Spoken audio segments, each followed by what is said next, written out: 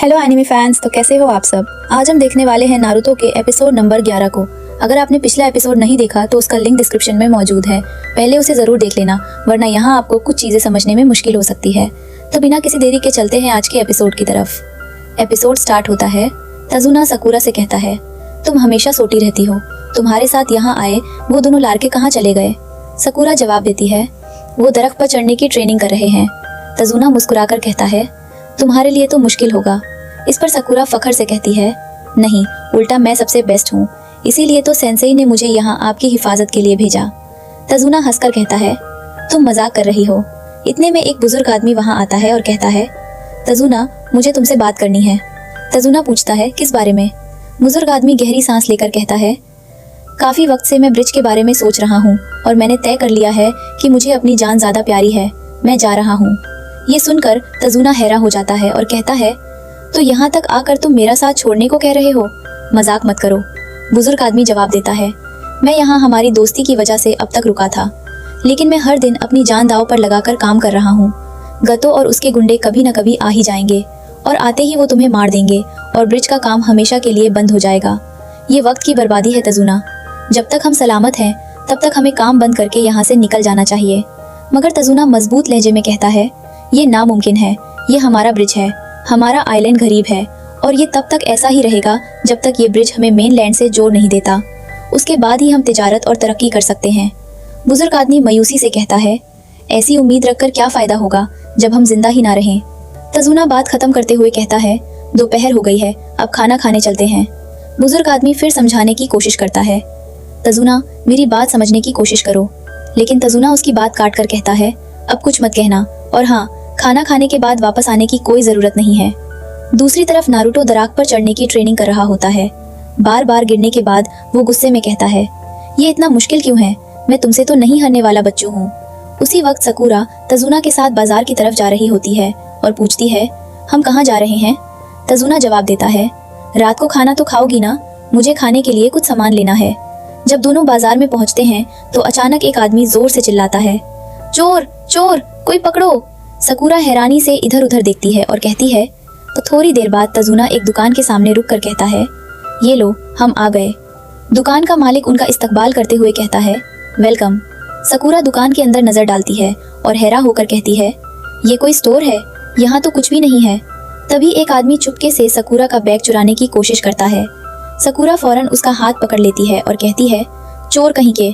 वो आदमी घबरा कर कहता है, नहीं, मैं तो बस। लेकिन सकुरा उसका मुंह जोर से दबा देती है और उसे सबक सिखा देती है। ये देखकर तजुना हैरान रह जाता है और कहता है, वाह, तुमने तो मुझे चुका ही दिया, यहाँ की लड़कियां ऐसे नहीं लड़पती। सकुरा फौरन जवाब देती है, उन्हें लटना चाहिए, यहाँ पर कुछ तो गड़बड़ है। इतने में एक छोटा बच्चा उनके पास आता है और बेचैनी से कहता है, प्लीज। सकुरा समझ जाती है कि बच्चा भूखा है। वो अपने पास से कुछ खाना निकलकर उसे देते हुए कहती है, ये लो। बच्चा खुशी से कहता है, ओह थैंक यू। ये मंजर देखकर तजुना उदासी से कहता है, गतो के आने के बाद यहाँ का ये हाल हुआ है। बच्चे भूख से तरपते हैं मगर बड़े डर के मारे उसका सामना नहीं कर पाते। सब ने उम्मीदें खो दी हैं। फिर वह ब्रिज की तरफ देखते हुए कहता है, इसीलिए हमें ब्रिज का काम पूरा करना होगा। उससे तिजारत बढ़ेगी, तरक्की होगी, मगर उससे भी ज्यादा जरूरी ये है कि ब्रिज हिम्मत की एक निशानी बनेगा। हमें लोगों का जज्बा वापस लाना होगा। जब ब्रिज पूरा हो जाएगा, लोग फिर से खुद पर यकीन करने लगेंगे। उन्हें यकीन होगा कि वो इज्जत से जी सकते हैं। हम गतो के डर से रुक नहीं सकते। तजुना की बातें सुनकर सकुरा दिल में सोचती है, ससुके, नारुतो, हमें इनकी मदद करनी ही होगी। दूसरी तरफ सीन नारुतो और सस्के की ट्रेनिंग की तरफ शिफ्ट होता है। नारुतो सस्के को दरख्त पर ऊंचा चढ़ते देखकर हैरान हो जाता है और कहता है, वो तो चढ़ा ही जा रहा है, ये कैसे हो सकता है। सस्के भी पूरी मेहनत कर रहा होता है और अपने दिल में कहता है, नहीं, मुझसे पहले उसे कामयाब नहीं होने दूंगा। नारुतो खुद को संभालते हुए कहता है, नहीं नहीं नहीं, अगर मैं सस्के के बारे में सोचूंगा तो मेरा ध्यान हट जाएगा। यकीन करो, कम ऑन नारुतो, तुम कर सकते हो। तब नारुतो को याद आता है जब उसने सकुरा से मदद मांगी थी। फ्लैशबैक में नारुतो सकुरा से कहता है, हे, तुम इसमें माहिर हो, मुझे कोई एडवाइस दोगी। सकुरा उससे कहती है, ठीक है, चक्र को स्पिरिचुअल एनर्जी की जरूरत होती है, इसलिए अगर तुम घबरा कर बेचैन हो जाओगे तो ये काम नहीं करेगा। तुम्हें अपना मन पुरसुकून रखकर पूरी तरह दरख्त पर फोकस करना होगा, तभी तुम दरख्त पर चढ़ पाओगे। फ्लैशबैक खत्म होता है और नरूतो अपने दिल में कहता है, पुरसुकून रहो, दरख्त पर फोकस करो। कुछ देर बाद नरूतो के चेहरे पर मुस्कुराहट आ जाती है और वो कहता है, यस, मैं महसूस कर सकता हूँ, इस बार मैं सीधा ऊपर पहुंचूंगा। इतने में ससूके उससे कहता है, नरूतो। नरूतो फौरन गुस्से में मुड़कर कहता है, ससूके, ये क्या कर रहे हो? मैं अपना चक्र फोकस करने की कोशिश कर रहा था। ससूके थोड़ा रुक कर कहता है, नरूतो, बात यह है कि। नरूतो जवाब देता है, जो बोलना है बोलो। नरूतो दिल में हैरान होता है और सोचता है, अजीब बात है, ये तो कभी मुझसे बात नहीं करता, आखिर चल क्या रहा है? फिर ससूके पूछता है, जब सकुरा यहाँ आई थी तो तुमने उससे एडवाइस मांगी थी, तो उसने तुम्हें कुछ बताया क्या? नरूतो फौरन जवाब देता है, मैं तुम्हें नहीं बताने वाला। इसके बाद सीन तजुना के घर की तरफ शिफ्ट होता है, जहाँ सब लोग रात का खाना खा रहे होते हैं।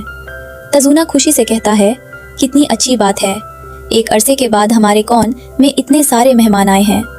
नरूतो और ससूके लगातार खाना खा रहे होते हैं। ये देखकर सकुरा गुस्से में कहती है, जाइए, अगर ट्रेनिंग ही करनी है तो इतना खाना मत खाओ। ससु फौरन जवाब देता है, नहीं, मुझे खाना ही होगा।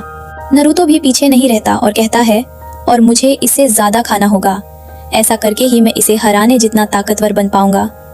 ककाशी मुस्कुरा कर कहता है, हाँ ठीक है, मगर रोटी करने से कोई फायदा नहीं होगा। खाने के दौरान सकुरा की नजर दीवार पर लगी एक फटी हुई तस्वीर पर पड़ती है। वो पूछती है, एक्सक्यूज मी, ये फोटो फटी हुई है, क्या इसके पीछे कोई वजह है? इनारी, तुम खाना खाते हुए लगातार इसे देख रहे थे, लगता है इस फोटो में कोई अवरफी था, मगर उसका हिस्सा किसी से फाड़ दिया। मुझे ये बात अजीब लगी।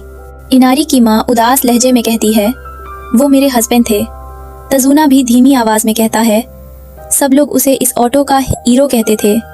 ये सुनते ही इनारी का चेहरा बदल जाता है और वो फौरन वहां से उठकर चला जाता है। उसकी माँ उसे आवाज देती है, इनारी रुको, कहाँ जा रहे हो? फिर वो तजुना की तरफ देखकर कहती है, पापा, हम इनारी के सामने उनके बारे में बात नहीं करते थे, ये आप जानते हैं फिर भी। साकुरा हैरानी से पूछती है, इनारी को अचानक क्या हो गया? ककाशी भी दिलचस्पी से कहता है, क्या इसके पीछे कोई कहानी है? तजुना गहरी सांस लेता है और कहता है, वो उसका असली बाप नहीं था, वो हमारी फैमिली में बाद में शामिल हुआ था। उसके आने से हम सब बहुत खुश थे। वो और इनारी एक दूसरे के बहुत करीब आ गए थे। तजुना मुस्कुराते हुए पुरानी यादों को याद करता है और कहता है, उन दिनों इनारी सारा वक्त हंसता रहता था, लेकिन फिर उसका चेहरा उदास हो जाता है और वो कहता है, मगर फिर सब कुछ खत्म हो गया। हंसना तो दूर, अब तो वो मुस्कुराता भी नहीं। उस दिन के बाद सब कुछ बदल गया। वो आगे कहता है, इस आइलैंड ने हिम्मत जैसे खो दी, हमारे पास ना ताकत बची ना उम्मीद, और सबसे ज्यादा तकलीफ इनारी को हुई। उस दिन के बाद जब वो दर्दनाक हादसा हुआ था। ककाशी पूछता है, हमें बताएं इनारी के साथ क्या हुआ था? तजुना जवाब देता है, पहले तुम्हें इनारी के बाप के बारे में जानना होगा, वो आदमी जिसने हमें हिम्मत का मतलब सिखाया, जो यहाँ का हीरो था। नरूतो हैरानी से कहता है, एक हीरो? रियली? तजुना कहता है, ये तुम खुद ही तय कर लेना। फिर तजुना उन्हें गुजरे हुए वक्त की कहानी सुनाना शुरू करता है। वो यहाँ करीबन 3 साल पहले आया था। सीन फ्लैशबैक में चला जाता है, जहाँ छोटा इनारी अपने कुत्ते को ढूंढते हुए चिल्लाता है, पूछी पूछी। कुछ बदमाश लड़के उसके कुत्ते को परेशान कर रहे होते हैं। उनमें से एक लड़का कहता है, ये इसका नाम नहीं है, आज से इसका नाम शूटिंग स्टार है, और अब ये मेरा डॉगी है। इनारी फौरन गुस्से में कहता है, नहीं, कभी नहीं, ये मेरा डॉगी है और इसका नाम शूटिंग स्टार नहीं है। मैंने इसे बचपन से पाला है, ये मेरा दोस्त है और ये सिर्फ मेरा है, समझे? बदमाश लड़का गुस्से से कहता है, मुंह बंद रखो। फिर वो कुत्ते को उठाता है और पानी में फेंक देता है। साथ ही कहता है, देखा, मेरी बात नहीं मानने से क्या होता है, अब मैं उसकी मदद करने के लिए कुछ भी नहीं करूंगा। सुनो, अब तुम उसे छोड़ दो। ये देखकर इनारी घबरा जाता है और चिल्लाता है, तुमने ऐसा क्यों किया? मेरा डॉगी डूब जाएगा। बदमाश लड़का हंसकर कहता है, अगर वो तुम्हारा डॉगी है तो बचा लो उसे, बन जाओ हीरो और कूद जाओ पानी में। बारी बारी बातें करने के बाद अब तुम क्या उसे ऐसे ही डूबने दोगे? इनारी परेशान होकर कहता है, मुझे उसे बचाने के लिए पानी में कूदना होगा और कोई रास्ता नहीं है। बदमाश लड़का मजाक उड़ते हुए कहता है, मगर लगता है ये अपने प्यारे पूची को नहीं बचाना चाहता। इनारी दिल में सोचता है, मैं कैसे कूदूं? मुझे तैरना नहीं आता, मुझे माफ कर दो पूची। बदमाश लड़का फिर कहता है, तुम तो बड़ी बड़ी बातें कर रहे थे ना, जाओ बचाओ उसे। इतना कहकर वो इनारी को भी पानी में धक्का दे देता है। एक दूसरा लड़का परेशान होकर कहता है, मुझे लगता है तुमने ये नहीं किया होगा, अगर वो सच में डूब गया तो क्या करेंगे? मगर बदमाश लड़का कहता है, कुछ नहीं होगा, मगर अगर तुमने फिर ऐसा कहा तो तुम्हें भी उसके पास भेज दूंगा। पानी में गिरने के बाद इनारी घबरा कर सोचता है, अब मैं खुद को कैसे बचाऊं? तजुना कहानी सुनाते हुए कहता है, तज्जुब की बात यह हुई कि ठीक उसी वक्त पूची को तड़पना आ गया। बदमाश लड़का चिल्लाता है, हे शूटिंग स्टार भाग रहा है, पकड़ो उसे। मगर इनारी पानी में डूबते हुए चिल्लाता है, नो मैं डूब रहा हूँ। थोड़ी देर बाद इनारी होश में आता है। वो देखता है कि एक आदमी उसके पास बैठा है। वो आदमी मुस्कुराते हुए कहता है, उठ गए तुम, चलो शुक्र है, मैंने उन लड़कों से बात कर ली है, अब वो तुम्हें परेशान नहीं करेंगे, आ जाओ थोड़ा खा लो।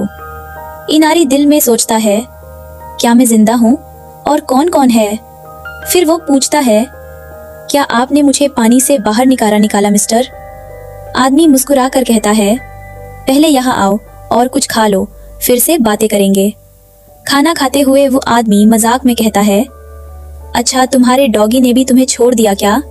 मेरे मुल्क में डॉगीज बहुत वफादार हो हैं, हमेशा अपने सालिक का साथ देते हैं। मगर हाँ, पहले तुमने अपने डॉगी को छोड़ दिया था, तो उसे उम्मीद करना गलत है ना?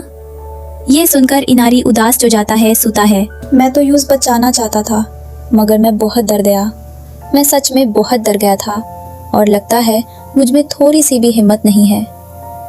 आदमी नरमी से कहता है, ऐसा मत कहो, तुम्हारी कोई गलती नहीं है, तुम बच्चे हो। जब मैं तुम्हारी उम्र का था तो मैं भी बहुत डरता था, इसमें कोई बारी बात नहीं है।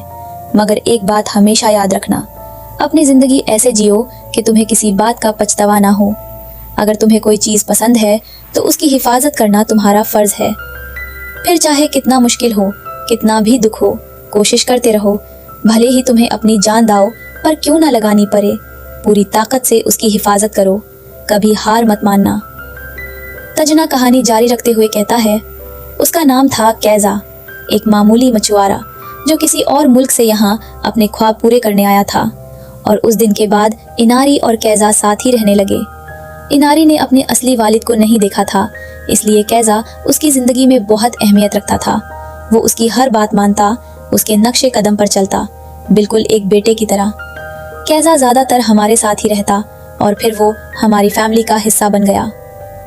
तजना कहानी जारी रखते हुए कहता है, जब हमारा आइलैंड खतरे में था तो कैजा ही आया हमें बचाने के लिए। एक दिन एक आदमी घबराया हुआ उनके घर आता है और कहता है, एक मुश्किल आ गई है कैजा, दम का दरवाजा खुला है और पानी भरता जा रहा है। अगर हमने यूज नहीं रोका तो निचले इलाके डूब जाएंगे। इनारी घबरा कर चिल्लाता है, डैडी। कैजा फौरा कहता है, इनारी जल्दी से रस्सी ले आओ। इनारी जवाब देता है, ठीक है, और फौरा भाग जाता है। कुछ देर बाद सब लोग दम के पास जमा हो जाते हैं। तेज बारिश हो रही होती है और पानी का बहाव बहुत खतरनाक होता है। एक आदमी डैम की तरफ इशारा करते हुए कहता है, वो दरवाजा दिख रहा है ना, हमें उस पर रस्सी बांधकर उसे खींच कर बंद करना होगा और ये करने के लिए वहां तक तैर कर जाना होगा।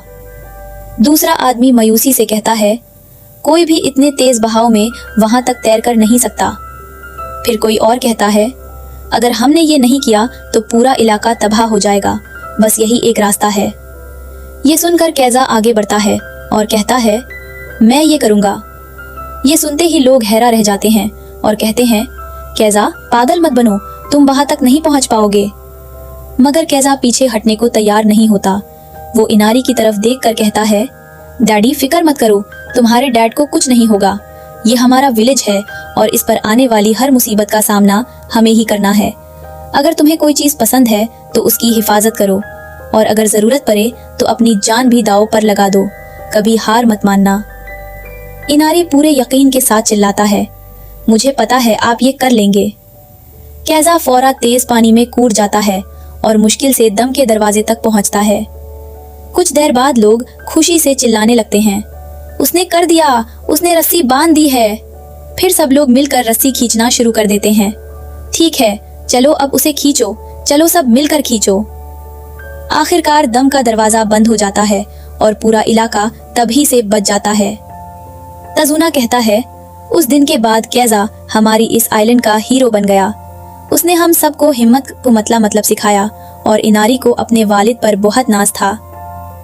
फिर तजुना उदास होकर कहता है, कहते हैं ना, अपनी ही नजर लग जाती है अच्छी चीजों को, और इस मुसीबत का नाम था गातो।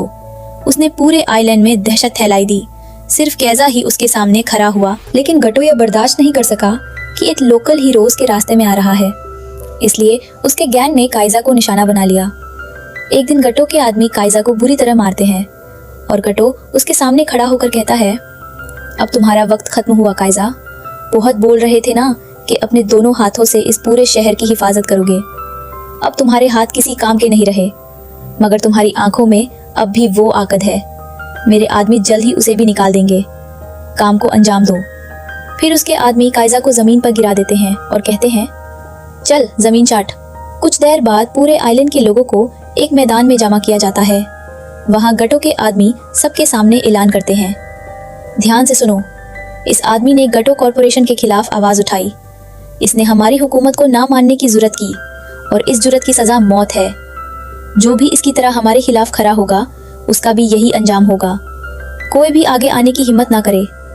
ये सब देखकर इनारी टूट जाता है और जोर जोर से चिल्लाता है, डैडी डैडी डैडी, आपने कहा था कि आप मुझे प्रोटेक्ट करेंगे और इस शहर को भी अपने दोनों हाथों से बचाएंगे। आपने मुझे यकीन दिलाया था, मगर वो सारी बातें झूठी थी। तजुना गहरी सांस लेकर कहता है। उसके बाद से इनारी बदल गया, साथ ही सुनामी और बाकी लोग भी उसी दिन से टूट गए। हमारी हिम्मत ही खत्म हो गई। ये कहानी सुनकर नरूटो खामोश हो जाता है। उसके दिमाग में इनारी की बातें गूंजती रहती हैं। हीरो जैसी कोई चीज नहीं होती, तुम्हारे सारे आइडियाज फेल हो जाएंगे, समझे? अचानक नरूटो उठकर खड़ा होने की कोशिश करता है, लेकिन कमजोरी की वजह से गिर जाता है। सकुरा फौरन कहती है, नरूटो अब ये क्या कर रहे हो तुम? काकाशी भी उसे रोकने की कोशिश करता है और कहता है, अब तुम्हें आराम की जरूरत है। बहुत हुई ट्रेनिंग, तुम्हारा चक्रा बहुत कमजोर हो गया है। तुम नहीं रुके तो तुम्हारी जान को खतरा है। मगर नरूटो पुरजोश लहजे में कहता है, मैं साबित करके रहूंगा। सकुरा हैरानी से पूछती है, क्या साबित करोगे? नरूटो मजबूत इरादे के साथ जवाब देता है, मैं साबित करूंगा कि ये सच है कि इस दुनिया में असल हीरोज होते हैं। तो दोस्तों, यही था आज का नारुतो एपिसोड 11। उम्मीद है आपको यह एपिसोड एक्सप्लेनेशन पसंद आई होगी। अगर वीडियो अच्छी लगी हो तो लाइक जरूर करना, चैनल पर नए हो तो सब्सक्राइब कर लेना और बेल आइकन को भी प्रेस कर देना ताकि आने वाली एपिसोड्स की नोटिफिकेशन सबसे पहले मिल सके। अपनी राय कमेंट सेक्शन में जरूर बताना और ये भी बताना कि आपको एपिसोड का सबसे बेस्ट मोमेंट कौन सा लगा। मिलते हैं नेक्स्ट एपिसोड के साथ, तब तक के लिए बाय।